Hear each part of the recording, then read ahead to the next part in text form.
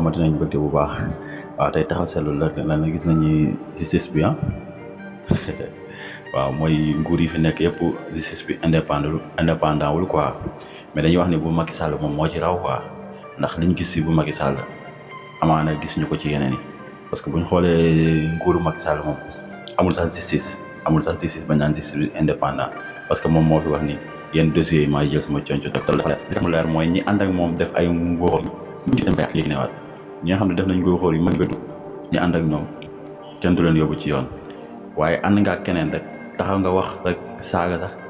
wax dara sax ñu ne dañ koy tëj ndax gis nañ fi waxi nit dof te lu gars yi leeral moo gën a leer waxoon na fi Ablaye Wade loolu comme même chose tey nit dof ànd ak moom ñëpp xam nañ ni position bi nit dof nekk tey gisoo dañ ko jéem a tëj ak ñeneen ñu mel ne ñoom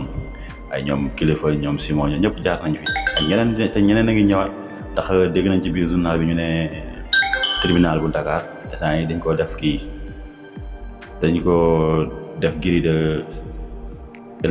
électrique